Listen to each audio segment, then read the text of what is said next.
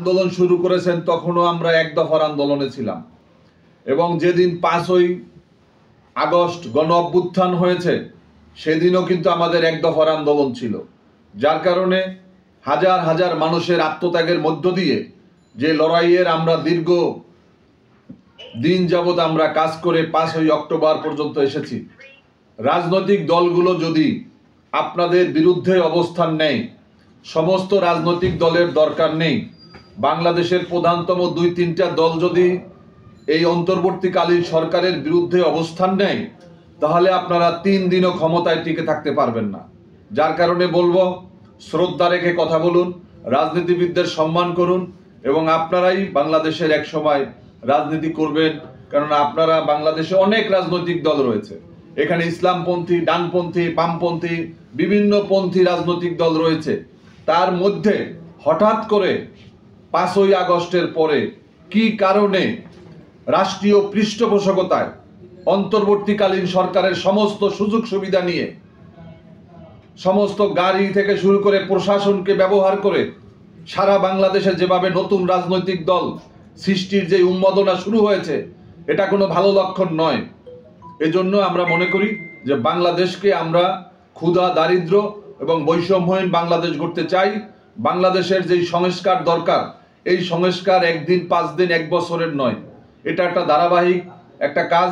প্রত্যেকটা সরকারের ক্ষমতায় আসেই যে তার সরকার পরিচালনার ক্ষেত্রে নতুন নতুন আইন প্রণয়ন করবে, নতুন নতুন বিধি প্রণয়ন করবে, বিভিন্ন ধরনের কাজ করবে।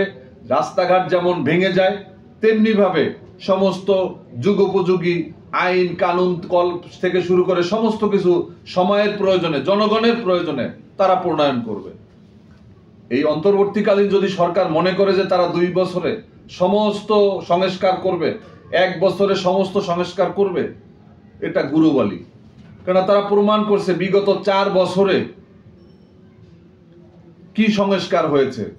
কয়েকটা কমিশন করেছে আর ছাত্রলীগকে নিষিদ্ধ করেছে। এটা তো 2 দিনের কাজ ছিল, 3 দিনের কাজ ছিল। ছাত্রলীগকে নিষিদ্ধ করেছেন, কিভাবে নিষিদ্ধ হলো? একটা পরিপত্র দিয়ে ছাত্রলীগ নিষিদ্ধ করেছেন।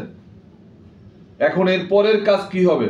ছাত্রলীগের সাথে যারা জড়িত ছিল তাদেরকে গ্রেপ্তার করা হচ্ছে না। তো তারা যেই সমস্ত অপকর্ম করেছে এগুলার কোনো বিচার হচ্ছে না। তো যার কারণে শুধুমাত্র নিষিদ্ধ করে দিলেন, শেষ হয়ে গেল। আওয়ামী লীগ, যুবলীগ, স্বেচ্ছাসেবক লীগ, কৃষক লীগ, শ্রমিক লীগ, সমস্ত লীগ রয়েছে, তারাও তো সমস্ত হত্যার সাথে জড়িত ছিল, সমস্ত অন্যায়ের সাথে তো এরাও সম্পৃক্ত ছিল। তাদের ব্যাপারে কি সিদ্ধান্ত হবে? জাতীয় পার্টি, যে জাতীয় পার্টির কারণে 17 বছর বাংলাদেশে খুনি হাসিনা তার দুঃশাসনকে টিকিয়ে রেখেছে, যে জাতীয় পার্টি সরকারে ছিল, সরকারের বাইরে ছিল, তারা সবকিছুই তাদেরকে কেন এখনো গ্রেপ্তার করা হয় না? এখনো কেন জিএম কাদেরকে গ্রেপ্তার করা হয় না? এখনো কেন আত্মস্বীকৃত গণহত্যার দায় যিনি স্বীকার করেছেন সংসদে, মুজিবুল হক চুন্নু, তিনি এখনো কেন বাইরে ঘুরছেন? তো যার কারণে জাতির সামনে অনেক প্রশ্ন আসবে। আমরা আশা করব যে বর্তমান অন্তর্বর্তীকালীন সরকার, আমাদের আস্থা, বিশ্বাস, ভালোবাসা আমাদের সব সময় ছিল এবং এটা অব্যাহত থাকবে, এটাই আমরা মনে করি।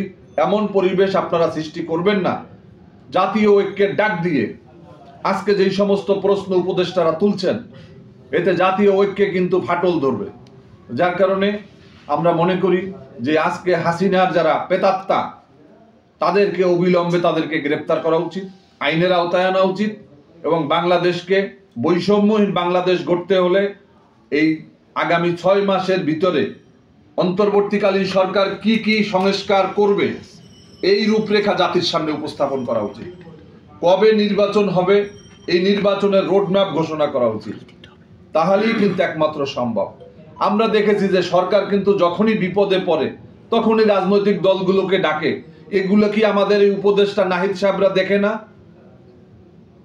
তো যার কারণে আমরা এই ভারতীয় আগ্রাসন হোক আর ফ্যাসিবাদী আগ্রাসন হোক, আমরা বাংলাদেশের সমস্ত রাজনৈতিক দল আমরা ঐক্যবদ্ধ আছি, আমরা ঐক্যবদ্ধ থাকব।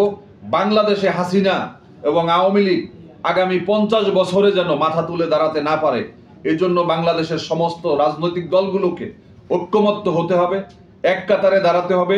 আওয়ামী লীগের রাজনীতি নিষিদ্ধ করতে হবে, আওয়ামী, যুবলীগ, ছাত্রলীগ, স্বেচ্ছাসেবক লীগ, সমস্ত লীগ সহ 14 দলীয় জোটের সাথে যারা এই শেখ হাসিনাকে গুলি করার জন্য অনুরোধ করেছে, তাদের সবাইকে বিচারের আওতায় আনতে হবে।